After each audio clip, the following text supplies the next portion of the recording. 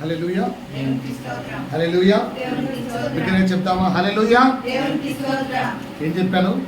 చర్చిలోకి వచ్చిన వెంటనే నా కూతురు ఏంటి, నా కొడుకు ఏంటి, మా అక్క ఏం చేస్తుంది, మా చెల్లి ఏం చేస్తుంది, ఆ పాప ఏం చేస్తుంది, ఈ పాప ఏం చేస్తుంది, ధ్యానం ఉంచకండి. ఎలా వాక్య విధానం చెప్పాను? శ్రద్ధగా. ఎగ్జాంపుల్ ఏం చెప్పాను? యేసు ఆదివారం సంఘానికి వెళ్ళేవాడు. వెళ్ళేటప్పుడు ఎంత శ్రద్ధగా తండ్రి మాట వినేవాడు. ధర్మశాస్త్రము తెరిచి బోధించినప్పుడు ఎంత శ్రద్ధగా వినేవాడు. వినేవాడా కాదా? ఇప్పుడు మనము ఆయన కుమారులుగా, ఆయన కుమార్తెలుగా సంఘానికి వచ్చామంటే ఆయనలాగా తలలు కిందికి వేసుకోకండి, తలలు పైకెత్తి వాక్యం బోధించే దైవ సేవకులు చూస్తూ నాతో ఏం ప్రభు మాట్లాడతారో శ్రద్ధగా వినండి. అర్థమవుతుందా? సో మనం నేర్చుకుంటున్న అంశం ఏంటి అంటే, ఏం నేర్చుకుంటున్నాం? ఆయనతో సహవాసములో వృద్ధి చెందడానికి ఎలా ఏంటి అని నేర్చుకుంటున్నా. ఇప్పటికి 8 పాయింట్ నేర్పించాను. ఏంటి 8 అంశాలు గుర్తున్నాయా? దేవునితో సహవాసంలో ఎదగాలి అంటే మనము దేనిలో ఉండాలని చెప్పాను? ఆరాధన, వాక్యము, అలాంటి వాతావరణంలో అంతు కట్టబడి ఉండాలి. ఎప్పుడైతే ఆరాధన వాటికి దూరం అయిపోతొచ్చావో ఆటోమేటిక్గా దేవునితో సహవాసం దూరం అయిపోతుంది. పాయింట్ గుర్తుంది కదా? రెండో పాయింట్ ఏం చెప్పాను?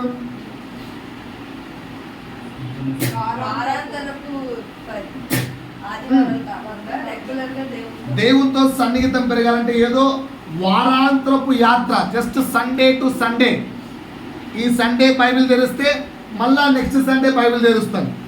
మధ్యలో బైబిల్ కానీ, ప్రార్థన కానీ, వాక్యం చదవడం కానీ, వాక్యం ధ్యానించడం కానీ ఏది వద్దు. లోకం లోకం లోకం లోకం. వారంలో 6 రోజులు లోకంతో స్నేహం, వారంలో ఒక్కరోజు క్రీస్తుతో సహవాసం కొరకు ప్రాకులాడితే దేని యొక్క స్నేహం పెరుగుతుంది? ఇక మాట్లాడండి అయ్యా, గట్టి చెప్పండి. మూడో మాట ఏం చెప్పాను? దేవునితో సన్నిహితం పెరగాలంటే ఎవరికి ఫస్ట్ ప్రియారిటీ ఇవ్వాలని చెప్పాను? ఎవరికి ఫస్ట్ ప్రియారిటీ ఇవ్వాలి? నాలుగో మాట ఏం చెప్పాను? దేవునితో సన్నిహితం పెరగాలంటే మన పైన పూర్తి అధికారాన్ని ఆయనకు అప్పగించాలి. ఓకే. ఆరో మాట పాపాలు ఒప్పుకొని విడిచిపెట్టాలి. ఏడో మాట లోకంలో నుండి కాదు, లోకంలో నుండి మన హృదయాన్ని దూరం చేసుకోవాలి. ఏడో మాట సంపూర్ణంగా సమర్పించుకోవాలి. ఎనిమిదో మాట ఏం చెప్పాను? ప్రాణం కంటే ఎక్కువగా ఆయన్ను ప్రేమించాలి. ఈరోజు దేవునితో సహవాసం పెరగాలంటే ఇంకొంచెం ముందుకెళ్దాం. నాతో పాటు తీయండి. మత్తయి సువార్త 25వ అధ్యాయము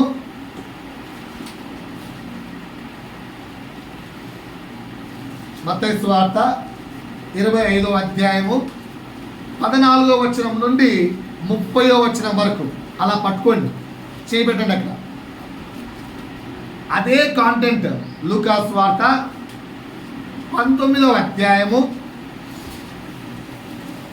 12వ వచనం నుంచి 27వ వచనం వరకు సేమ్ కాంటెంట్ ఉంటుంది. కొంచెం వేరుంటుంది.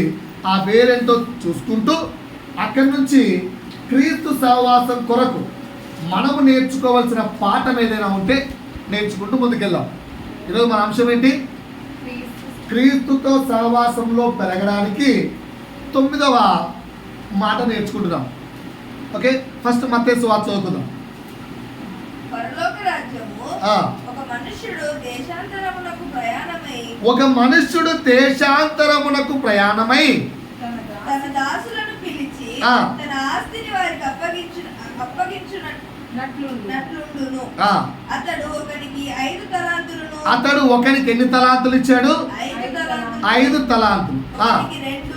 మరి ఒకనికి 2, మరి ఒకనికి 1 తలాంతులు. ఎవరి సామర్థ్యము కొలది వారికి ఇచ్చి వెంటనే దేశాంతరం పోయాడు. ఇక్కడ ఈ పాయింట్ ఇలా ఉంది. ఏంది? తలాంతులు అని కూడా ఉపయోగించాడు. లూకా సువార్తలోకి వెళ్తే వేరే వాడు ఉపయోగించారు. చూడండి, రాజకుమారుడు ఒక రాజ్యం సంపాదించుకొని రాజ్యమును సంపాదించుకొని మరలా రావాలని దూరదేశమునకు ప్రయాణమై ఏంటంట ఆల్రెడీ సంపాదించుకున్న రాజ్యమా, కొత్త రాజ్యమా? బాగా నా వైపు చూడండి అందరూ, బాగానండి. మీకు అర్థమే భాష చెప్తాను. నేను ఇప్పుడు సంపాదించుకున్న సంఘం ఇది కదా. నేను చెప్తున్నాను, అయ్యా 1 సంవత్సరం వేరే ప్రాంతంలో పరిచర్య నిమిత్తం ప్రభు నన్ను అక్కడ పంపుతున్నాడు.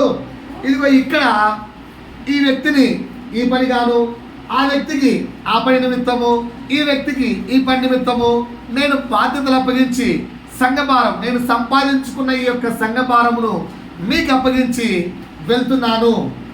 కొన్ని దినములు నేను వేరే ప్రాంతంలో పరిచయం చేయవలసి ఉన్నది. నేను మరలా వచ్చే వరకు మీరు చూసుకోండి. అర్థమైంది ఇప్పుడు? అలాగే యేసు సంపాదించుకున్న క్రీస్తు జనాంగమైన, క్రీస్తు సంఘమైన మనల్ని ఇక్కడ విడిచిపెట్టి మరలా వస్తారని చెప్పి వేరే దూరదేశం, ఆ దూరదేశం పరలోక రాజ్యం, అక్కడికి వెళ్ళాడు యేసు. కాంటెంట్ అర్థమైందా? సో ఇప్పుడు మనం ఆల్రెడీ క్రీస్తు చేత సంపాదించబడిన వారమా, కొత్త వారమా? ఈ పాయింట్ మీకు అర్థమైంది కదా? రైట్, చదవమ్మా కొంచెం. ఎంతమందిని పిలిచాడు? 10 మందిని పిలిచి వాళ్ళకి ఎంత ఇచ్చాడు? డబ్బులు 10 మీనాలు ఇచ్చాడు. అంటే ఒక మీనా అంటే ఇంచుమించు 50 రూపాయలు. ఓకేనా? ఇంచుమించు 50 రూపాయలు. ఓకేనా? 10 అంటే ఒక్కొక్కరికి ఎన్ని మీనాలు వచ్చినట్టు? 1 మీనా. ఒక్కొక్క వ్యక్తికి ఒక్కొక్క మీనా చొప్పున ఇచ్చి వెళ్ళిపోయాడు. దీని అర్థం ఏంటో తెలుసా? ఇక్కడ ఒక్కొక్క మాట అండర్లైన్ చేసుకొని చెప్తాను. మొదటి మాట, రాజకుమారుడు ఎవరు? ఆ పాయింట్ రౌండ్ ఆఫ్ చేసుకోండి. ఆత్మీయంగా కన్వర్ట్ చేసుకుంటే ఇది ఉపమాన రీతిగా చెప్పాడు. మనం దాన్ని అర్థం ఆత్మీయ స్పిరిచువల్ రీతిగా తీసుకుంటే రాజకుమారుడు ఎవరు ఇక్కడ?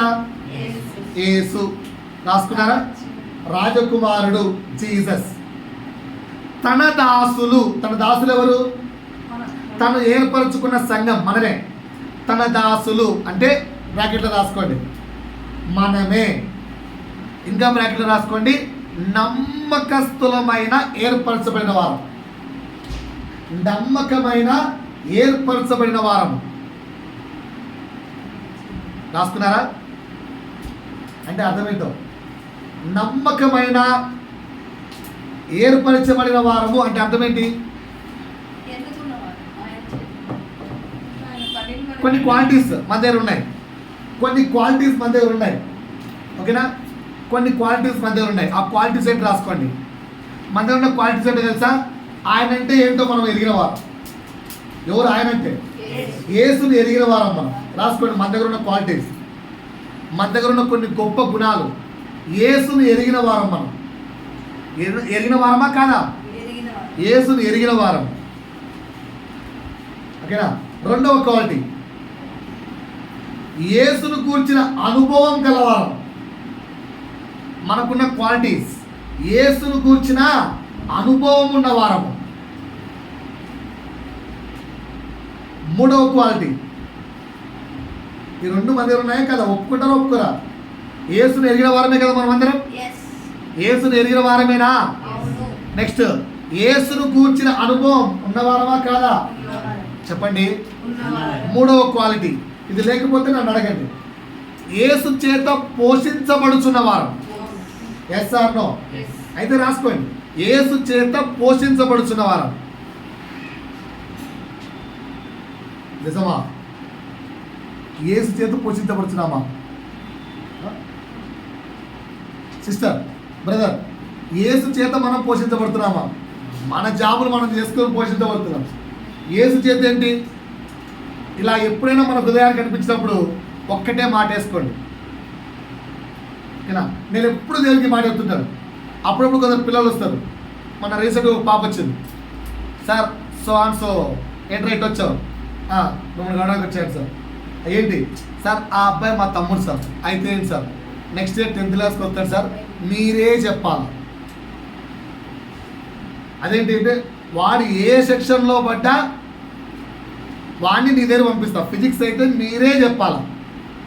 ఓకేనా? మంచిది నాన్న, చెప్తాను.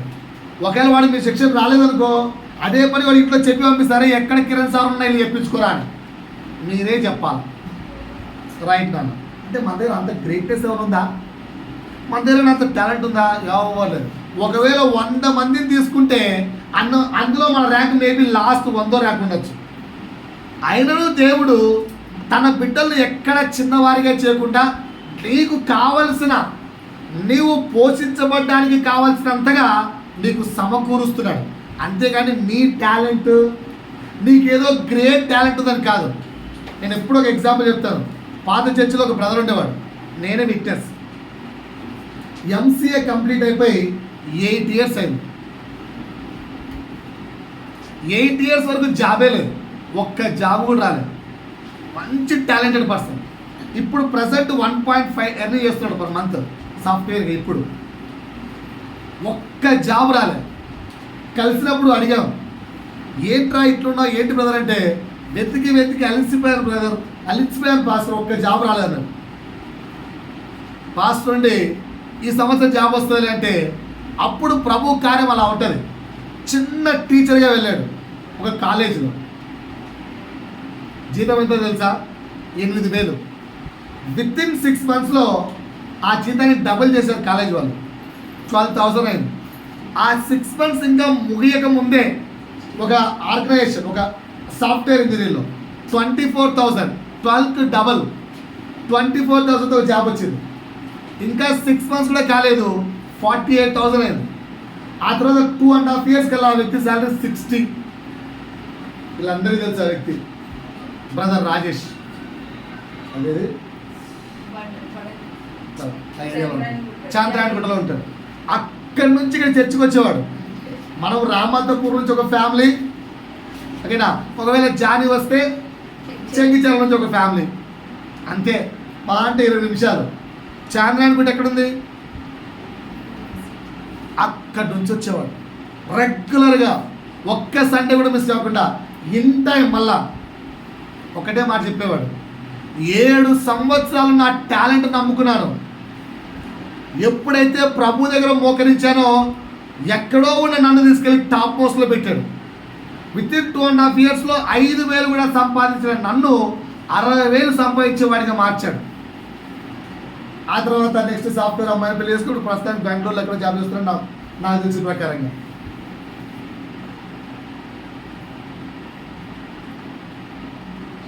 మరి ఇప్పుడు ఎందుకు చర్చికి లేడు అన్నట్రా? అవి కొన్ని క్లాస్ చేశారు, మనం చెప్పుకోవాలి.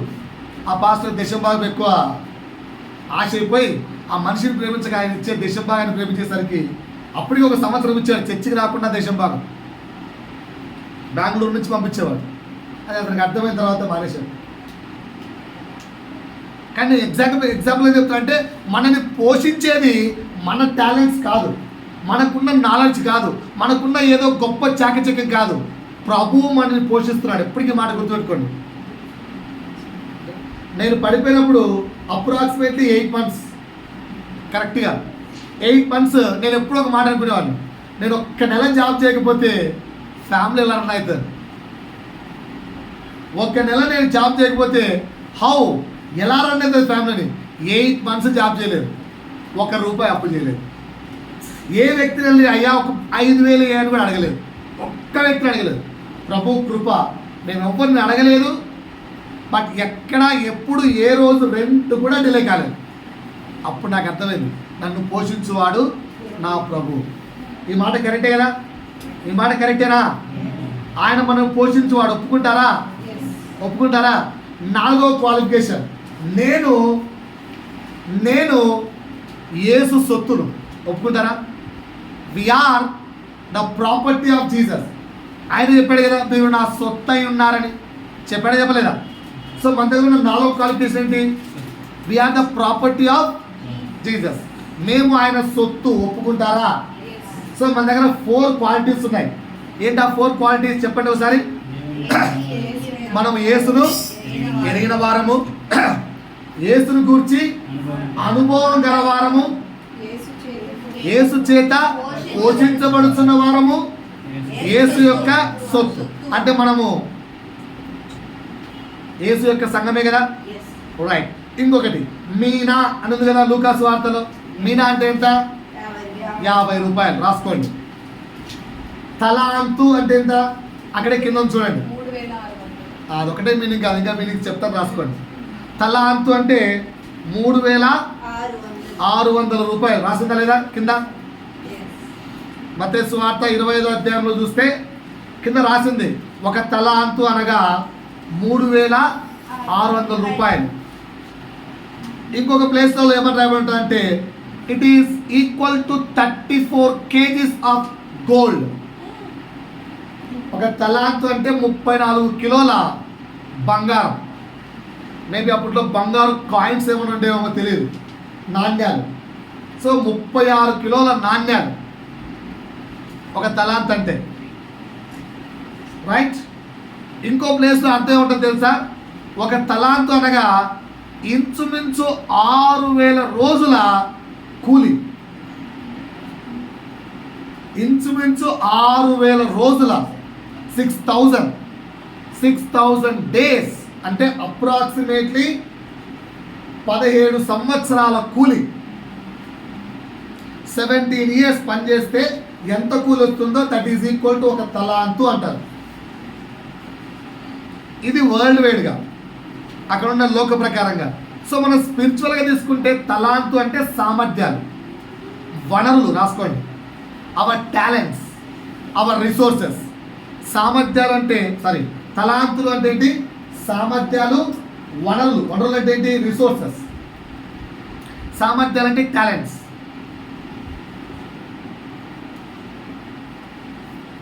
ఏంటంటే మనకున్న టాలెంట్స్ ఎప్పుడైనా చెక్ చేసుకున్నారా? దేవుడు మనకి ఇచ్చిన తలాంత్ ఎప్పుడైనా అడిగారా? దేవా నా తలాంత్ ఏంటి అని అడిగారా? నేను ఒక 10-15 తలాంతులు చెప్తాను, ఇందులో ఏవైనా మీకు ఉన్నాయేమో చెక్ చేసుకోండి. ఒక 10-15 తలాంతులు. ప్రార్థన చేయడం ఒక తలాంతు. మీలో ఎవరికైనా తలాంత్ ఉందా అన్న? ప్రార్థన అందరూ చేస్తారు కదన్నా. సెల్ఫ్ ఓరియంటెడ్ ప్రేయర్ అందరూ చేస్తారు. సెల్ఫ్ ఓరియంటెడ్ ప్రేయర్ అంటే నా కొరకు, నీ కొరకు చేసుకునే సెల్ఫ్ ఓరియంటెడ్ ప్రేయర్. అది కాక నిస్వార్థమైన ప్రార్థనలు ఉన్నాయి. ఓకేనా? పర్మిషన్ కొరకు ప్రార్థనలు ఉన్నాయి, గైడ్ లైన్స్ కొరకు కూడిన ప్రార్థనలు ఉన్నాయి, విజ్ఞాపన ప్రార్థనలు ఉన్నాయి, పరలోక ప్రార్థనలు ఉన్నాయి. చెక్ చేసుకుని రాసుకుని ఒకసారి. ఏంటి? నిస్వార్థమైన ప్రార్థనలు, నిస్వార్థమైన పర్మిషన్ ఓరియంటెడ్ ప్రేయర్స్,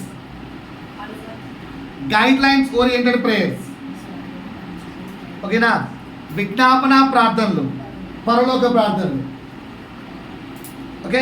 చాలా మందికి సెల్ఫ్ ఓరియంటెడ్ ప్రార్థన అందరూ రోజు చేసుకుంటారు. ప్రభువా నా కుటుంబాన్ని దీవించు, ప్రభువా నా భర్తను దీవించు, ప్రభువా నా పిల్లలకు మంచి చదువునివ్వు, ప్రభువా నా పిల్లలకు ఆరోగ్యాన్ని ఇవ్వు, ప్రభువా మంచిగా చెయ్యి, ప్రభువా ఇక్కడికి వెళ్తున్నా చూసుకో, ప్రభువా అక్కడికి వెళ్తున్నా చూసుకో. ఈ ప్రార్థన చెప్పట్లేదు. కొందరికి ప్రార్థన టాలెంట్ ఉంటుంది. ఏంటి ఆ ప్రార్థన టాలెంట్ అంటే ఆ వ్యక్తి ప్రతి వ్యక్తి కొరకు కన్నీటితో విజ్ఞాపన చేయగలుగుతారు. కొంతమంది వ్యక్తులు దేవుని యొక్క చిత్తము కొరకు వేచి ఉండే ప్రార్థన చేయగలరు. దేవుని దగ్గర నుంచి కొన్ని గైడ్ లైన్స్ తీసుకునే ప్రార్థన. ఎవరు చెప్పండి? గాడిద చేత హెచ్చరించబడ్డ వ్యక్తి బిలాము. బిలాము ప్రార్థన యొక్క జీవితం ఏంటో తెలుసా? బిలాము ఆరాధించే దేవుడు ఎవరు? చూడరేంటండి నా సైడ్ ఎవరు? బిలాము ఆరాధించే దేవుడు ఎవరు తెలుసా? బిలాము మంచి విగ్రహారాధకుడు. బిలాము అన్ని దేవతలను పూజించేవాడు. దేవుళ్ళ దగ్గర, దేవతల దగ్గర, విగ్రహాల దగ్గర కనిపెట్టుకొని భవిష్యవాణి చెప్పేవాడు బిలాము. సోది చెప్పేవాడు. సో ఆ రాజు మీద ఎప్పుడైతే మన ఇజ్రాయెల్ జనాంగాలు యుద్ధానికి వచ్చినప్పుడు ఆ రాజు బిలాము దగ్గరికి ఇన్ఫర్మేషన్ పంపిస్తాడు. అయ్యా ఇజ్రాయెల్ జనాంగాలు యుద్ధానికి వస్తారు, నాకు కష్టమైపోతుంది, నాకు భవిష్యత్తు చెప్పవా అని పంపిస్తే అప్పుడు ఆయన ఏమంటాడు? అయ్యా ఇజ్రాయెల్ జనాంగాల దేవుడు యెహోవా దేవుడు ఈ రాత్రికి ఆయన దగ్గరికి వెళ్ళి ఆయనతో మాట్లాడొచ్చి ఏం జరుగుతుందో చెప్తా అంటాడు. వీళ్ళందరూ ఎవరు అంటే వీళ్ళకి ఇచ్చే తలాంత్ ఏంటి? ప్రార్థన. మనలో ఎవరి దగ్గర అలాంటి తలాంత్ ఉందా? ప్రార్థన. ఇతరుల కొరకు ప్రార్థన చేయడము, దేశము కొరకు ప్రార్థన చేయడము, స్థలాల కొరకు మన స్థలాలు కాదు, ప్రాంతాలు, ఆంధ్రప్రదేశ్, రాజుల కొరకు, అధికారుల కొరకు, కుటుంబాల కొరకు, సహోదరుల కుటుంబాల కొరకు కన్నీటితో ప్రార్థన చేసే తలాంత్ ఉంటుంది. ఎక్కడ ఉందా మనలో? చెక్ చేసుకున్నారా? ఇంకొక తలాంతు వాక్యము చదవడం. ఎక్కడ ఈ తలాంతు? వాక్యము చదవడం తలాంత్ ఉందా? దీన్ని మీకు అర్థమయ్యేది చెప్తాను. మేము ఒకసారి మా సహోదరుడు చనిపోతే ఆ ప్లేస్కి వెళ్ళాం. వాక్యములో పక్షులను చూచి నేర్చుకొనుడి అని ఒక వర్డ్ ఉంది. జనరల్గా మనం ఏం చేస్తాం దాన్ని? ఆకాశ పక్షులను చూడండి, అంతే చదువుతాం. ఆయన దాని గురించి అప్రాక్సిమేట్లీ గంటన్నర చెప్తా అన్నాడు. అది వాక్య చదవడం అంటే. గంటన్నర ఎట్లా చెప్తాను అంటే ఆయన మొదలు పెట్టాడు, ఆకాశ పక్షుల్ని చూడుడి. ఎవరు చెప్పారు ఈ మాట? యేసు చెప్పాడంటే ఆర్డినరీ వర్డ్స్ ఉంటాయా? ఉండవు. ఎందుకో చూడమన్నాడు. ఎందుకు చూడాలి? చూస్తా ఇప్పుడు. అయితే ఏంటి? చూస్తే చాలా విషయాలు తెలుస్తాయి. ఆకాశ పక్షి ఈరోజు ఇక్కడ చూసిన పక్షి రేపు ఇక్కడ ఉంటుందా? అది ఈ దేశం పక్షేనా అని మొదలుపెట్టాడు ఆయన. ఎక్కడి నుంచో వలస వస్తున్న పక్షి అక్కడి నుంచి ఇక్కడికి ఎందుకు వస్తుంది, ఇక్కడి నుంచి అక్కడికి ఎందుకు వెళ్తుంది, అమ్మో ఇందులో ఇంత అర్థం ఉందా అని మొత్తం మొదలుపెట్టి గంటన్నర లాగారు. వాక్యమును చదివే తలాంత్ అంటే అది. అంటే ఒకసారి వాక్యాన్ని చదివేటప్పుడు ఏదో టెక్స్ట్ బుక్లా చదవడం కాదు, దేవుడి హెచ్చరికలాగను, దేవుడి ఆజ్ఞలాగను, మాటలాగను, విషయములాగను, ఉపమానమును దాని బ్రతుకుకు అర్థము తీసుకునేలాగను చదవాలి. ఈ తలాంతు ఉంటాయి కొందరు. అలా చదివే వాళ్ళు సైలెంట్గా ఉంటారు, బుక్కులు రాస్తుంటారు తెలుసా? అలా చదివేవాళ్ళు ఇది ఒక తలాంత్ అంటారు. వాక్యము ధ్యానించడం అంటే అది. దాని నుంచి బ్రతుకుకు అవిధించుకుంటూ, బ్రతుకుకు దాన్ని అనువాదం చేసుకుంటూ, అయ్యో నా బ్రతుకులో ప్రభు ఈ మాట చెబుతున్నాడా అని వెతుకులాడి వెంపర్లాడుతూ ఉంటారు జనాలు తెలుసా? ఇది తలాంత్. ఎవరికైనా ఉన్నట్టుగా గుర్తిస్తున్నారా? ఎవరికైనా ఉన్నట్టుగా గుర్తించుకుంటున్నారా? రైట్. ఇంకొక తలాంత్ ఏంటి తెలుసా? కొటేషన్స్ రాయడం. మా అక్షర రాస్తుంటుంది బోర్డు మీద. మా ఇంటికి రండి, మా ఇంట్లో ఒక బోర్డు ఉంటుంది, నేను టీచర్ని కదా. ఆ బోర్డు మీద బాగా కొటేషన్స్ మారుస్తుంటుంది. నేను ఎక్కడైనా చదువుకొని రాస్తాదేమో అనుకున్నాను. ఒకనొకప్పుడు అడిగాను ఎక్కడంటే, ఇది నేనే ఓన్గా రాశాను, క్రియేషన్ ఓన్గా రాశాను, నేను బాగా రాస్తాను. నేను యంగ్స్టర్ ఉన్నప్పుడు అమ్మాయిల మీద భలే రాసేవాడిని, కవితలు, పాటలు. నేను 9th క్లాస్లో ఉన్నప్పుడు నాకు కాబోయే భార్య గురించి ఒక కవిత రాసుకున్నాను. ప్రపంచంలో ఎన్నో అందాలు చూడాలనుకున్నాను, నిన్ను చూశాక నిన్ను మించిన అందము లేదనుకున్నాను, అలా కవితలు రాసుకున్నాను. ఆ తర్వాత పెద్దయినాక ప్రభు నాతో మాట్లాడిన మాట, నీకు కాబోయే భార్య, నువ్వు ప్రేమించే వారి గురించి రాయగలిగినప్పుడు నిన్ను సృష్టించే యజమాని నా గురించి నువ్వు రాయలేవా అని ఒక్కసారి థాట్ పెడితే ఇప్పటి వరకు నేను ఏ వ్యక్తి గురించి రాయలేదు, ఆయన గురించే రాసుకుంటున్నాను. నేను మీకు అప్పుడప్పుడు పాడే పాటలన్నీ నేను రాసుకున్న పాటలు. అవి నేను ఎవరో గొప్ప సింగర్గా కావాలనో లేదా పెద్ద క్యాసెట్ ప్రిపేర్ చేయాలనో రాసుకోలేదు. నా ప్రభువుకు నా మనస్సులో నుంచి ఆరాధించుకోవడానికి నేను రాసుకున్న పాటలు అవి కొటేషన్స్. వాటిని తలాంతులు అంటారు. అది ఏదో ఒక సందర్భాన ఎప్పుడో ఒకసారి ఏదో ఒక విషయంలో ఏదో ఒక ఆత్మనైనా రక్షించడానికి ఉపయోగపడుతుంది. మీ దగ్గర ఏమైనా ఇన్బిల్ట్ ఉంటే చెక్ చేసుకోండి. మీరు ఎవరు ఎప్పుడు ఉపయోగించట్లేదు, అందుకే ఈ తలాంతులు మీకు ఎగ్జాంపుల్తో సార్ చెప్పాల్సి వస్తుంది. అందరి దగ్గర ఉంటాయి తలాంతులు. పెన్ను పడితే ఆటోమేటిక్గా రాయడం వస్తుంది. అట్లా కొటేషన్స్ నేను చాలాసార్లు పోయిన చెప్పాను, ఎప్పుడు స్టేటస్లు వాట్సాప్లు మీ ఫోటోలు పెట్టకండి, ప్రభువును కూర్చిన మాటలు పెట్టండి.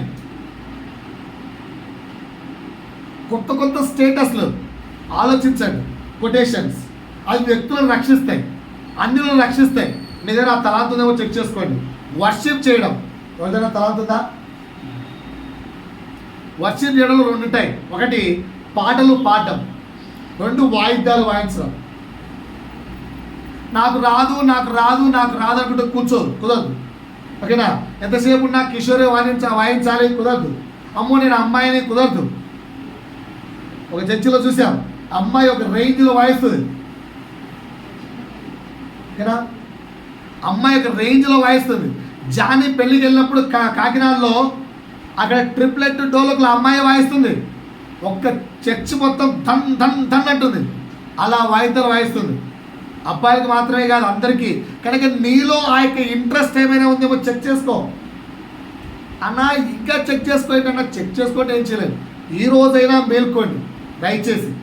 ఏమన్నా వాయిద్యాలు, వర్షిప్ టాలెంట్, వర్షిప్ తలాంతు, సామర్థ్యం నీకేమైనా ఉందా? ఏ వాయిద్యం నువ్వు వాయించగలవు చెక్ చేసుకోవాలి. ఆరవది ఉజ్జీవమైన మెసేజెస్. ఐదవది నూతన కీర్తనలు రాయటం. దావీదు ఒక్కడే కీర్తనలు రాయగలడా? ప్రభు యొక్క హృదయాన్ని చూడలేమా మనం? కొత్త పాటలు ఎన్ని వస్తున్నాయి ఈ మధ్య. ఆ పాట విన్నప్పుడు ఏమనిపిస్తుంది తెలుసా మనకు? ఇంక దీనంత పాట ఇంకా లైఫ్లో కూడా రాదురా అనిపిస్తుంది. నెక్స్ట్ ఇంకో పాట రావట్లేదా? వస్తుందా? రావట్లేదా? అంటే అర్థం ఏంటి? ప్రభు హృదయాన్ని తొంగి చూస్తే లెక్కలేనంటి మాటలు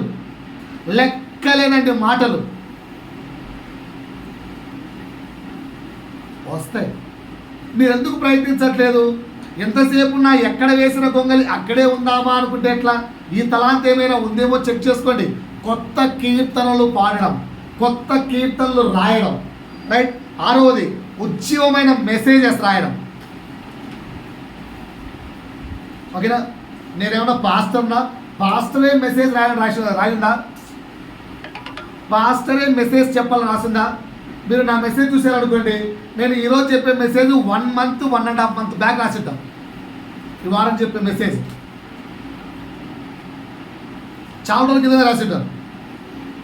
వాటి ఫెయిల్ ఈరోజు చేస్తాను. అర్థమవుతుందా? అంటే ఆ విధంగా ఉజ్జీవమైన మెసేజ్ ఏమైనా దేవుడు నీతో మాట్లాడుతున్నాడా? అది నీ కుటుంబాన్ని మేల్కొల్పడానికి కావచ్చు, నీ బంధువులను మేల్కొల్పడానికి కావచ్చు. దేవుడు ఏమైనా తయారు చేస్తున్నాడా? ఈ తలాంత్ ఏమైనా ఉందా? ఎప్పుడైనా గ్రహించారా? 7వది భాషల్లో అనువదించడం. మన దగ్గర కీర్తి ఉంది. ఓకేనా? చాలాసార్లు అనుకుంటుంటారు. ఎప్పుడన్నా వచ్చి సార్ నాకు ఎబ్బీ భాష వచ్చు సార్, నాకు ఈ భాష వచ్చు సార్, ఈ పాటను ఆ భాషలో మారుద్దామా అంటానేమో.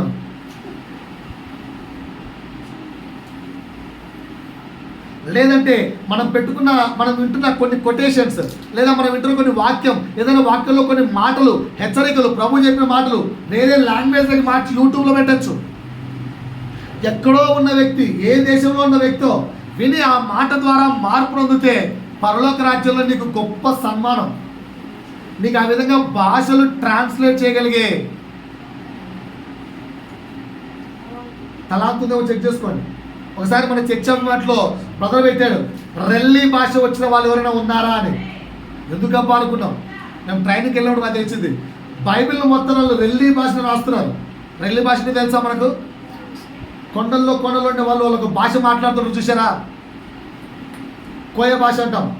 ఆ భాషలోకి బైబిల్ని అనువదిస్తున్నారు. అదొక తలాంతు. మీ దగ్గర ఉందేమో చెక్ చేసుకోండి. అట్లేమైనా తలాంతులు, భాషల్లో మార్చే తలాంతులు. పాంప్లెట్స్ పంచడం. నాకు పాంప్లెట్ ఇచ్చి పంచమన్నారనుకో, నా అంత మొహమాట ఎవరికి ఉండదు. నేను ఇంటికి వెళ్ళి ఇస్తే ఏమనుకుంటారనే టైపు. కానీ కొందరికి అలా ఉండదు. చాలా చాకచక్యంగా చేతుల్లో పాంప్లెట్ పెట్టేస్తుంటారు. సార్ తీసుకోండి సార్ అని చేస్తుంది. వాడు ఎంత తెలివిగా పాంప్లెట్ ఇస్తారంటే వాళ్ళని మనం సేల్స్ ఎగ్జిక్యూటివ్స్ అంటాం. మరి దేవుని యొక్క కంపెనీలో సేల్స్ ఎగ్జిక్యూటివ్గా మీరు పనిచేయగలిగే తలాంతి ఏమన్నా నీకుందా? ఒక రియల్ ఎస్టేట్లో, లేదా ఒక ఏదైనా ఐసిఐసిఐ, ఎల్ఐసీలు ఇలాంటి వాటిలో ఏజెంట్గా పనిచేస్తాం. మరి దేవుడి యొక్క కంపెనీ ఒకటి ఉంది, దేవుడి యొక్క రాజ్యం అనే కంపెనీ ఉంది. దానికి సంబంధించిన పాంప్లెట్స్ ఉన్నాయి.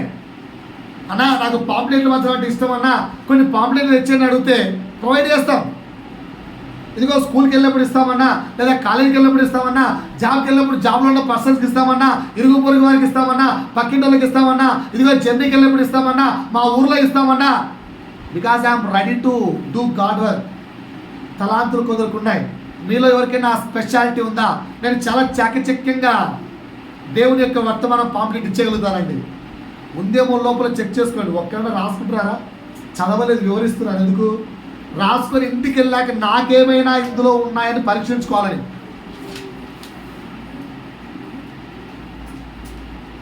లేదంటే చదువుకుంటూ వెళ్ళిపోయామని చెప్పుకోకుండా. ఎందుకు ఒక్కొక్కటి చెప్తున్నానంటే, ఇప్పుడు వింటాం, మర్చిపోతాం. ఇంటికి వెళ్ళాక ఒక్కొక్కటి ధ్యానించుకుంటే, అవునేమో నాకు దేవుడు ప్రార్థనా జీవితం ఇచ్చాడేమో, నాకు దేవుడు వాక్యం చదవడం అనే తలాంతి ఇచ్చాడేమో అని అప్పుడు గ్రహించుకోగలుగుతారు. ఓకేనా? నేను పాస్టర్ అవుతాను, వాక్యం చెప్పగలనని చెప్పి 6 సంవత్సరాల నుంచి సేవకులు వచ్చి చెప్పారు నాకు. నేను వినలేదు.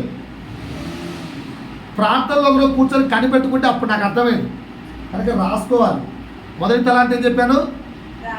ప్రార్థన. కొన్ని చెప్తున్నా, చాలా ఉన్నాయండి. మీకేముందో మరి ఇందులో ఏమైనా ఉన్నాయో చెక్ చేసుకుంటారు. ప్రార్థన చేయడం, వాక్యం చదవడం, కొటేషన్స్ రాయడం, వర్షిప్, నూతన కీర్తనలు రాయడం, ఉజ్జీవమైన మెసేజ్లు రాయడం, భాషలలో అనువాదించడం, పాంప్లెట్స్ పంచడం, లేదంటే పాంప్లెట్ ఓరియంటెడ్ మెసేజ్లు రాయడం. Pamphlet oriented message different. అవి చాలా ఉజ్జీవంగా ఉంటాయి, అవి వ్యక్తిని ఆకర్షించే విధంగా ఉంటాయి. ఓకేనా? Pamphlet oriented. నెక్స్ట్ 9, చర్చి పనులు చేయడం. కొందరికి తలాంతులు ఉంటాయి, చర్చిలో పనులు చేసే తలాంతులు. చర్చిని చాలా నీట్గా, చాలా అందంగా, చాలా బ్యూటిఫుల్గా ఎప్పుడు ఉంచుకుంటారు. చర్చి పనులు చేయడం, సండే స్కూల్ నడిపించడం.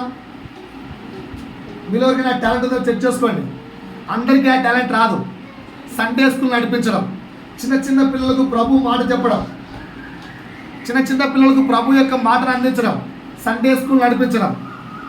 ఎవరికైనా టాలెంట్ ఉందా? 11, వాక్యములను ఉపమాన రీతిగా, కొటేషన్స్లలో వాక్యమును ఒక ఎగ్జాంపులర్గా ఎక్స్ప్లెయిన్ చేయడం, వాక్యమును ఎగ్జాంపులర్గా అనువాదించడం. ఇలాంటి టాలెంట్ కొందరికి ఉంటుంది. ఎగ్జాంపుల్ చెప్పమంటారు? ఎవరికి అది? సతీష్ కుమార్, పాస్టర్ సతీష్ కుమార్. ఓకేనా? ఆయన అంత గొప్పవాడు కారణం ఏంటో తెలుసా? ఎవరికి వాక్యము చక్కగా అర్థం కాని సమయంలో టీవీలలో ప్రతి వాక్యాన్ని పిట్టకథల రూపంలో చెప్పేవాడు. స్టోరీ లాగా ఒక ఎగ్జాంపుల్ తీసుకొని.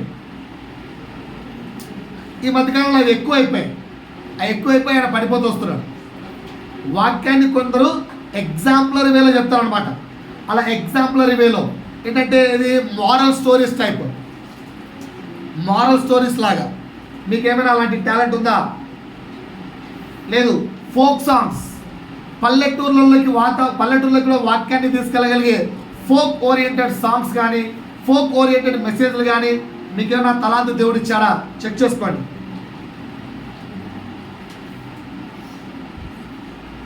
13, సువార్త చెప్పడం. 13, సువార్త చెప్పడం. ఈ టాలెంట్ ఏమైనా దేవుడు ఇచ్చాడా? సువార్త చెప్పడం. అది మనమైతే చాలా అవలీలగా చెప్పలేము. ఓకేనా? బెస్ట్ ఎగ్జాంపుల్ ఒకసారి నేను వాక్యం వింటూ చూశాను. బెస్ట్ ఎగ్జాంపుల్ చూపిస్తాను. అపోస్తల కార్యములు తీయండి.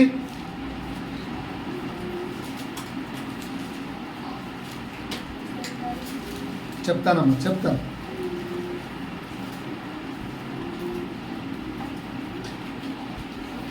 ఓకేనా? సార్ అందరు నా వైపు చూడండి. చెప్తాను రెఫరెన్స్ చెప్తాను. ముందు నా వైపు చూడండి. ఓకేనా? ఇప్పుడు మిమ్మల్ని కోర్టులో పెట్టామనుకోండి. ఓకేనా? కోర్టులోనో లేదా మీ పై ఆఫీసర్ దగ్గరనో పెట్టినప్పుడు మీరు ఎలా మాట్లాడతారు? ఎలా? ఓకేనా? ఎలా మాట్లాడతారంటే చాలా విధేయతగా. పౌలు ఎలా ఉంటారు తెలుసా? ఎలాంటి స్థలంలో కూడా వాక్యాన్ని ఈజీగా చెప్పేశాడు. టాలెంట్. 24వ అధ్యాయం, అపోస్తల కార్యములు 24వ అధ్యాయం చేయండి. 3వ వచనం చదవమ్మా.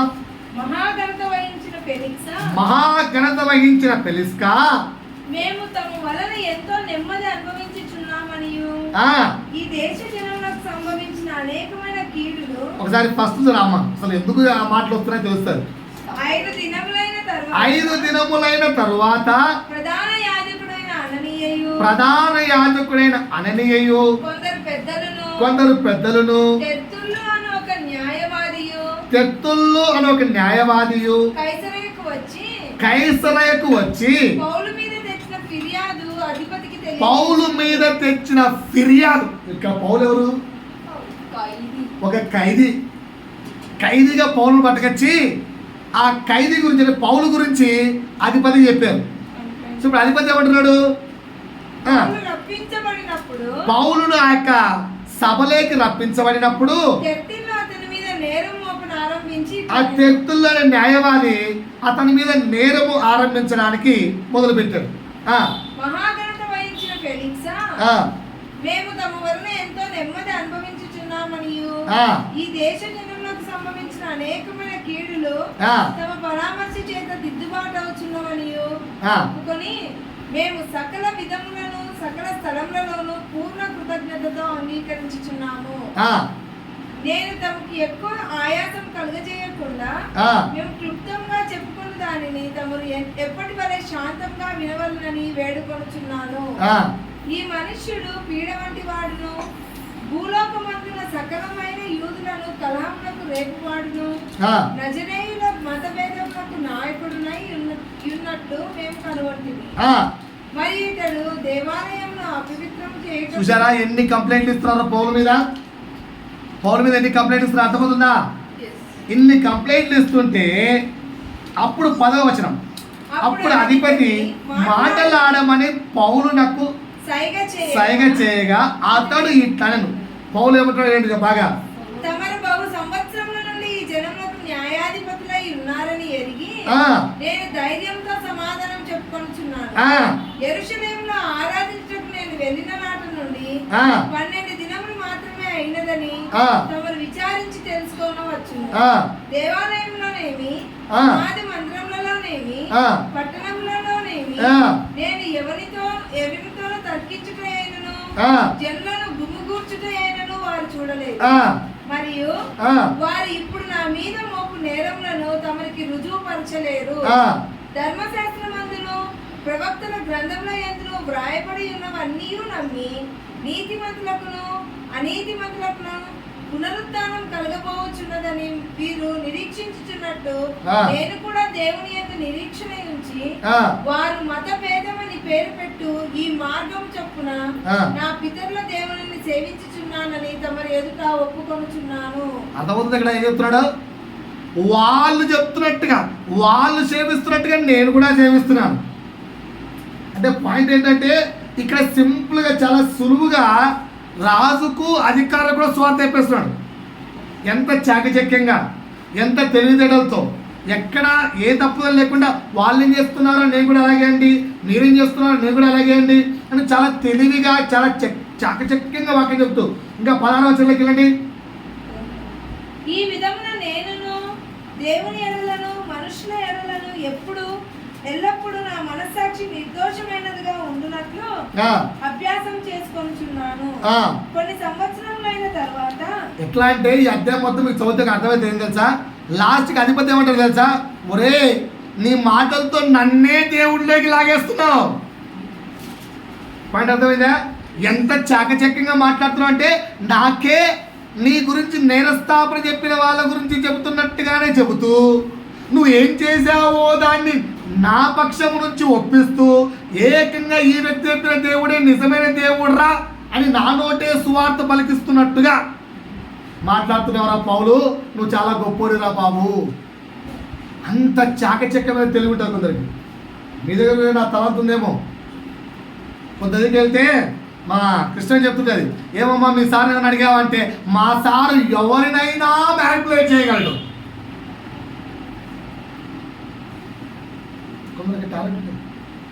ఎలాంటి వ్యక్తి వచ్చినా రఫ్గా నరికెత్తా తోకెత్తాను వచ్చిన కూడా కూల్గా అలా సాఫీ చేసి పంపించగలిగే టాలెంట్ ఉంటుంది.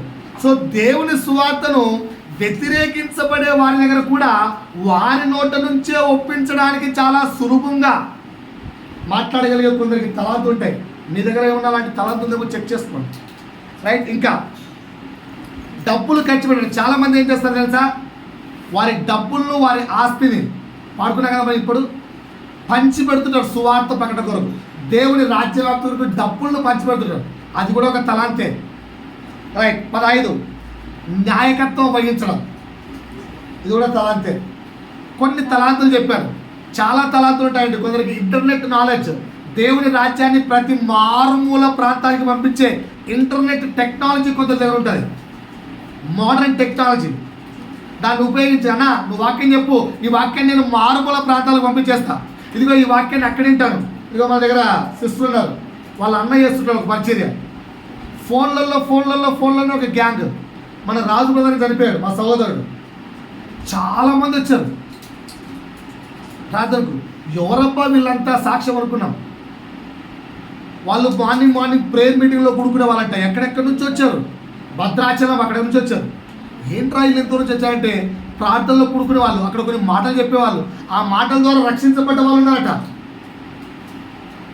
ఒక్కొక్కరికి ఒక్కొక్క తలాంతు. నీ దగ్గర ఏం తలాంతు ఉందో ఒకసారి కూర్చొని ప్రభు దగ్గర అడిగితే, పరీక్షించుకుంటే తెలుస్తుంది. అంటే దేవుడు పరలోక రాజ్యానికి వెళ్ళిపోయి మళ్ళా రిటర్న్ వచ్చేలోగా ఈ భూమి మీద టెంపరవరీ భూమి మీద నేను వదిలేసి వెళ్ళాడు. అరే నాన్న నేను వేరే ప్లేస్కి వెళ్తున్నాను, మళ్ళా వస్తాను, అప్పటి వరకు నీకు ఇచ్చిన తలాంతో కొంచెం వ్యాపారం చేసుకో, బతికే అని చెప్పి ఒక 70 years పీరియడా, 50 years పీరియడా, 80 years పీరియడా మనకు అనుగ్రహించి భూమి మీద వెళ్ళిపోయాడు.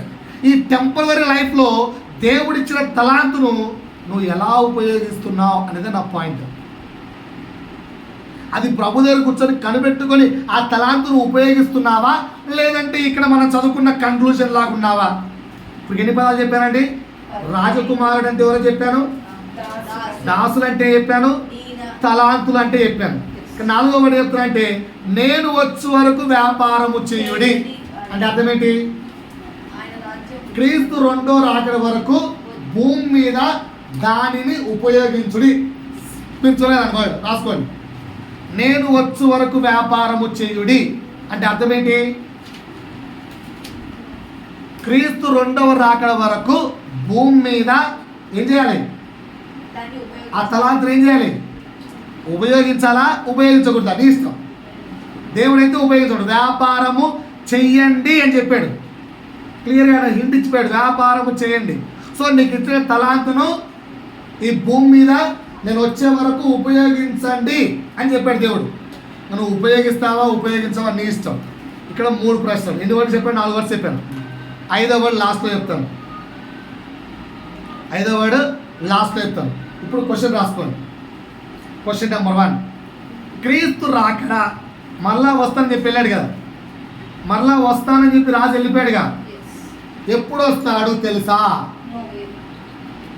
రాజు ఎప్పుడు వస్తాడో తెలుసా? బైబిల్ ఏం చెప్తుంది? దొంగ వచ్చినట్లు వచ్చును. రాజు ఎప్పుడు వస్తాడో తెలుసా? ఎందుకంటే అబద్ధాలు చెప్తారు నోరు తెరిస్తే. చర్చిలో కూర్చున్నారా? రాజు ఎప్పుడు వస్తాడో క్లియర్ సంకేతాలు అయితే తెలియదు, కానీ ఆయన రాకడకు సూచనలు అయితే తెలుసుగా. రాసుకోండి క్వశ్చన్. క్రీస్తు రాకడ మనకు తెలుసా? Exactly no, but approximately yes. Exactly no, but approximately yes. ఇది ఆన్సర్. మత్తయి సువార్త 24వ అధ్యాయం. ఈరోజు వాక్యం చెవులు గల వారికి మాత్రమే అర్థమవుతుందండి. అర్థమై ఈరోజు మేల్కోలేకపోతే ఏం చేయలేను, కానీ మేల్కోవాలి. మత్తయి సువార్త 24వ అధ్యాయంలో ఉన్న అన్ని చదవలేమండి, అక్కడ ఉన్న సూచనలు జరుగుతున్నాయా లేదా? మత్తయి సువార్త 24వ అధ్యాయంలో ఉన్న సూచనలు జరుగుతున్నాయా లేదా? చదవమ్మా ఒకసారి 4వ వచనం నుంచి. యేసు వారితో ఇట్లా నేను ఎవడు మిమ్మల్ని మోసపరచకుండా చూచుకొనుడి. అనేకులు నా పేరిట వచ్చి నేనే క్రీస్తునని చెప్పి పలువురిని మోసపరచెదరు. ఈ పాట జరిగిందా జరగలేదా? ఇప్పటికి 5 మంది క్రీస్తులు వచ్చారు. ఇంకా షాకిలో చెప్పట్రా కినా దిల్చునగర్లో కూడా యేసుప్రభు వచ్చాడు. దిల్చునగర్లో సాయిబాబా టెంపుల్ ఉంది తెలుసా? అది యేసుప్రభు వచ్చి ఆయన వెళ్ళిపోయాడట. టాక్ ఉంది యూట్యూబ్లో ఎత్తుకండి. టాక్ ఉంది. Already come I am the Jesus అంటుంది. అయ్యా యేసు మగ మనిషి కదా అంటే అప్పుడు మగవారిగా వచ్చాను, ఇప్పుడు ఆడవాడిగా వచ్చానని చెప్పిందట. ఆల్రెడీ మోసగించుతున్నారు. ఆవిడ వెంబడించే వాళ్ళు వేలల్లో కాదు లక్షల్లో ఉన్నారు.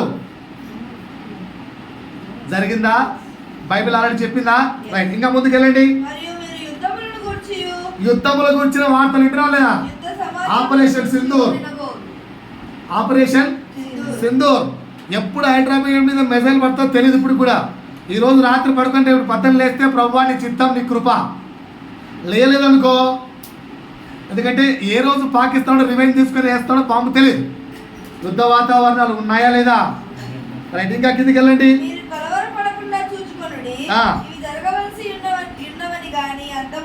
అంతం వెంటనే ఇంకా రాదు, టైం ఉంది కొంచెం. ఇంకా జనముల మీదకి జనాలు లేస్తున్నారు లేదా?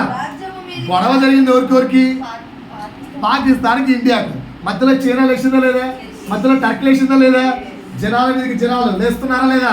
రైట్, ఇంకా రాజ్యాల మీదకి రాజ్యాలు లేస్తున్నాయి. ఇంకా అక్కడక్కడ కరువులు వింటున్నావా లేదా? అక్కడక్కడ భూకంపాలు వింటున్నావా లేదా? ఇవన్నీ రాకడకు సూచనలు అన్నాడు. ఇవన్నీ జరుగుతున్నాయంటే అర్థం ఏంటి? ప్రభు రాకడ సమీపంగా ఉంది ఇప్పటికి. క్వశ్చన్ నెంబర్ 1, క్రీస్తు రాకడ మనకు తెలుసా? ఆన్సర్ ఏంటి? Exactly no, but approximately yes. సూచనలు జరుగుతున్నాయంటే దేవుని రాకడ సమీపంగా ఉందని అర్థం. క్వశ్చన్ నెంబర్ 2, వ్యాపారం చేయమన్నాడు. వ్యాపారం చేయమన్నాడు. ఓకేనా? ఏం వ్యాపారం చేస్తామండి? ఏ తలాంత్ ఉందో ఆ వ్యాపారం చేస్తాం. ఫర్ ఎగ్జాంపుల్ ఇప్పుడు నేను రాజుగారి ఇంట్లో వంట మనిషి అండి, ఆయన నాకు ఒక తలాంత్ ఇచ్చారని నాన్న నేను వెళ్ళిపోతున్నారా అంటే నా వంట జాబు పోయినట్ట ఉన్నట్ట?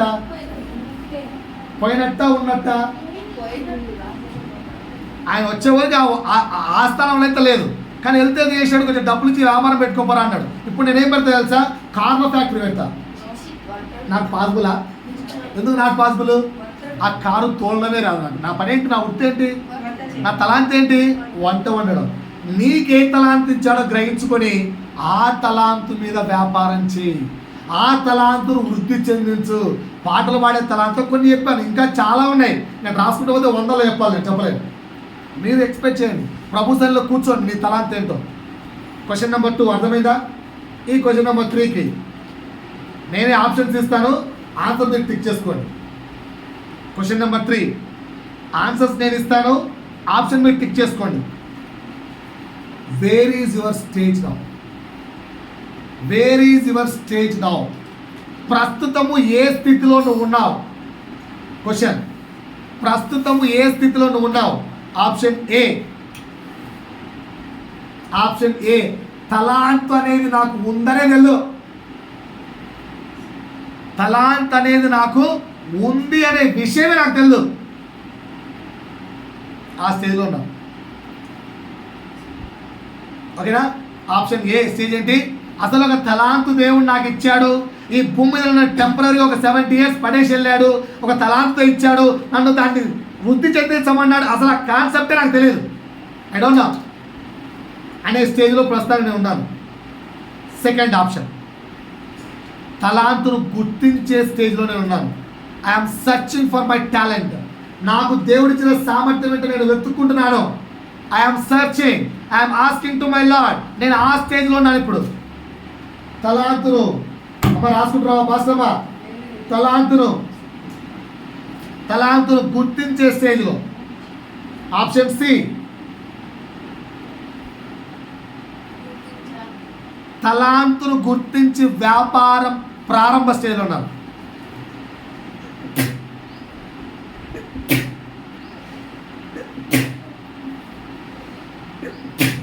తలాంతును గుర్తించి వ్యాపారపు ప్రారంభ స్టేజ్లో ఉన్నారు. 4, వ్యాపారంలో ప్రయాసపడుతున్నాను, ఆ స్టేజ్లోనే ఉన్నాను. వ్యాపారంలో జర్నీలో ప్రయాసపడుతున్నాను, ఆ స్టేజ్లో నేను ఉన్నాను. ఆప్షన్ 5, నా పరుగు తుద ముట్టించి తిని ఆయనకే ఎదురు చూస్తున్నాను. నా పరుగు తుద ముట్టించి తిని అబ్బా అంటుంది పాస్టమ్. ఎందుకు తెలుసా? అబ్బా అప్పుడు ఎంత సీరుందా? నేను ఆప్షన్స్ ఇచ్చాను, నువ్వు ఏ సీరు అంటే ఆ సీరు రాసుకో. నా పరుగు తుద ముట్టించి తిని ఎందుకు ఆప్షన్ ఇచ్చాను? పౌలు ఆల్రెడీ చెప్పాడు స్టేట్మెంట్. అందుకు నా పరుగు తుద ముట్టించి తిని, నా పరుగు తుద ముట్టించి తిని ఆయనకే ఎదురు చూస్తున్నాను. రాకడకే ఎదురు చూస్తున్నాను, రాజకుమారుడికే ఎదురు చూస్తున్నాను. ఏ స్టేజ్లో ఉన్నారు? ఏ స్టేజ్లో ఉన్నారు? Stage 1, stage 2, stage 3, stage 4, stage 5 stage వారికి ఇచ్చాను. ఇప్పుడు టిక్ చేసుకుంటే ఏ స్టేజ్లో ఉన్నారు? ఏ స్టేజ్లో ఉన్నారు? చాలా మంది ఆన్సర్లు చెప్పంటారా? స్టేజ్ 1. నాకంటూ దేవుడు ఈ భూమి ఒక తలాంతి ఇచ్చాడు. నాకు ఒంటి మీద 40 ఏళ్ళు వచ్చాయి, ఒంటి మీద 50 ఏళ్ళు వచ్చాయి, ఒంటికి 20 ఏళ్ళు వచ్చాయి. ఇప్పటికీ ఆ తలాంతి ఏదో అడిగితే చెప్పలేని స్థితిలో ఉన్నాం. సోదరా, మేల్కొల్పకపోతే ఇప్పుడు చదువుకున్న లేఖనాల నుంచి 2 రకాల వ్యక్తులు కనిపిస్తారు. ఆ 2 రకాల వ్యక్తులు ఎవరో తెలుసా? ఒకరు బల నమ్మకమైన మంచి దాసుడా అని బిరుదు పొందినవాడు, ఓకేనా? చెడ్డ దాసుడా అని బిరుదు పొందినవాడు. నువ్వు ఏ స్టేజ్కి చివరికి ఏ బిరుదు పొందుకుంటావు? ఈ రాత్రి దేవుడు వస్తే నీ బిరుదు ఏంటి? ఈరోజు దేవుడు వస్తే నువ్వు పొందబోయే బిరుదు ఏంటి? నమ్మకమైన దాసుడా అని పిలువబడతావా? చెడ్డ దాసుడా అని పిలువబడతామా? ఏమని పిలువబడతాం? రెండోది, నాకు ఇక్కడ సందేహం వచ్చింది. చెడ్డ దాసుడు అని ఎందుకు పిలుస్తున్నారు ఆ వ్యక్తిని? ఎందుకు ఆ వ్యక్తి చెడ్డ దాసుడు అయ్యాడు? ఓకేనా, రాసుకోండి. ఒక 10 విషయాలు చెప్తాను ఎందుకు ఆ వ్యక్తి చెడ్డ దాసుడు అయ్యాడు. ఒకవేళ ఈ 10 నీలో ఉంటే నువ్వు కూడా చెడ్డ దాసుడివే. ఆ 10కి ఆపోజిట్ ఉంటే బలానమ్మకైన మంచి దాసుడు. 10, రాజకుమారుడు వర్క్కి చెల్లాడు, సంపాదిస్తే లాభం ఎవరికి ఇవ్వాలి? ఇప్పుడు డబ్బులు నీకు ఇచ్చి వ్యాపారం చేయరా అన్నాను, చేసావు, చేసి బాగా ఇప్పుడు నీకు నేను 5 కోట్లు ఇచ్చాను, దాన్ని కాస్త 50 కోట్లు చేసావు. ఆ 50 కోట్ల తర్వాత ఎవటి? నానే కదా. కనుక వాడి కోసం నేను సంపాదించాలి, వాడి కోసం నాకేంది లాభం? పాయింట్ కరెక్టా కదా? కరెక్టే కదా? నేను కష్టపడి 20 ఏళ్ళు వాడి 5 కోట్లు 50 కోట్లు చేస్తే తీరా 20 ఏళ్ళ తర్వాత వచ్చి సింపుల్గా 50 కోట్లు లాక్కి వెళ్ళిపోతే నాకేంది లాభం? అయితే ఏంది నా పాయింట్? ఎవరు ఏకీపిస్తారు? ఏకీపిస్తారా? ఎస్, ఎవరు ఏకీపిస్తారు ఈ మాటకు? 5 కోట్లు ఇచ్చి పోయాడు, బాగానే ఉంది. 20 ఏళ్ళలో నేను వేసాను 5 కోట్లు 50 కోట్లు వేసాను, వచ్చి సింపుల్గా 50 కోట్లు లాక్కి వెళ్ళిపోయాడు. నాకేంది లాభం? ఈ పాయింట్ ఉందా లేదా? నేను చేయొద్దండి. మరి అలాంటి వాళ్ళు ఉంటే నాకు కూడా హ్యాపీ అనమాట. బ్రదర్ బ్యాక్ సైడ్ నాకు సపోర్ట్ లేరా? వాటి ఆశ్రయం లేవా? ఉంటే చేస్తాను మరి, ఓకేనా? వీళ్ళందరినీ దుర్మార్గులు అంటారు, వీళ్ళందరినీ చెడ్డదాసుడా అంటారు. ఎందుకు తెలుసా? 5 కోట్ల నుంచి 50 కోట్లు చేసావు, ఎన్నేళ్ళు? 20 సంవత్సరాలు. నాకేంటి లాభం ఏంటి? 20 ఏళ్ళు అనుభవించలే? 20 ఏళ్ళు అనుభవించావా లేదా? 20 ఏళ్ళు ఎవరి డబ్బును అనుభవించావు? నీ సుఖాలు ఎక్కడి నుంచి వచ్చాయి? నీ సౌఖ్యాలు ఎవరు ఇచ్చారు? ఈడిచ్చిన 5 కోట్లతోనే కదా 20 కోట్లు నువ్వు నీ పిల్లలు పెరిగింది దేంతో? మరి నాకేంటి లాభం అంటావు? ఇదంతా లాభం కాదా? ఇదంతా లాభం కాదా? సో నాకేంటి లాభం అని ఆలోచించేవాడు చెడ్డదాసుడు. చెడ్డదాసుడు కావడానికి కారణం ఏంటో తెలుసా? నాకేంటి లాభం. రాసుకున్నారా? దీన్నే స్వార్థం అంటారు. సో చెడ్డదాసుల దగ్గర ఉన్న ఒక క్వాలిటీస్ని స్వార్థం. నీ దగ్గర నా దగ్గర ఇదే క్వాలిటీ ఉంటుంది, ఓకేనా? మేము చర్చికి వెళ్ళేవాళ్ళం. పాత చర్చిలో ఒక సిస్టర్ ఉండేది, పేరు ఊరొద్దు. సంఘానికి ఎవరిని పట్టుకొచ్చినా సాక్ష్యం చెప్పినప్పుడల్లా ఆ సిస్టర్ నేనే తెచ్చిన సంఘానికి. ఆ సిస్టర్ నాకౌంటే, ఆ సిస్టర్ నాకౌంటే. చర్చికి తెచ్చే వరకే నీ పని. చర్చికి వచ్చినాక ప్రభువు లెక్క, ఇది పాస్టర్ లెక్క కూడా కాదు. ఈ మధ్యకాలంలో పాస్టర్లు బాప్తిజం ఇచ్చి ఇంతమంది బాప్తిజం నేను ఇచ్చానని చెప్పుకుంటారట. ఎవరికి కౌంట్ లేదు. వీళ్ళందరూ ఎవరు తెలుసా? దేవుడు రాజ్యం ఇచ్చి వెళ్తే ఆ రాజ్యంలో నాకేంటి లాభం అని ఆశించే స్వార్థపరులు. రేపు వచ్చినాక చెడ్డదాసుడా అని పిలుస్తాడు దేవుడు. అర్థమైందా? రైట్. సో చెడ్డదాసు దగ్గర ఉన్న లక్షణాలు మన దగ్గర ఉన్నాయా? ఆ సిస్టమ్ తెలుసా? ఎందుకు తేవాలండి చర్చికి విశ్వాసులు? మా పక్కన వాళ్ళందరినీ తెస్తే అంత నీ చర్చికి వచ్చి నీకు లాభం, నీ దేశం భావిస్తారు, నాకెందుకు లాభం? ఓరి స్వార్థపరుల పక్కింటోళ్ళు ఎందుకమ్మా చర్చికి పిలిచామంటే వాళ్ళు వస్తే దశంభాగం ఎవరికి ఇస్తారు? పాస్టర్కి ఇస్తారు. వాళ్ళు ఇచ్చే దశంభాగం పాస్టర్ ఇచ్చేస్తే అయిపోతారు. నా బతికేది దశంభాగాల కోసం పరిచయం చేస్తారా? దశంభాగాల కోసం స్వార్థ చెప్తారా? నోట్లోంచి వాయిస్ రాదు. ఎందుకు? రక్షిస్తే ఏదో వాళ్ళ కౌంట్కి వెళ్ళిపోతుంది. కౌంట్లు ఎవరికి లేవండి, అంతా దేవుడి కౌంటే. రైట్. రెండవది నిజాయితీ లేని జీవితం. చెడ్డదాసుల దగ్గర నిజాయితీ జీవితం ఉండదు. నటన. చర్చికి రావడం నటన, వాక్యం చదవడం నటన, ప్రార్థన నటన, అన్ని నటనలే. ప్రార్థన చేయమంటే ఏడ్చి చేస్తారు తెలుసా ప్రార్థన?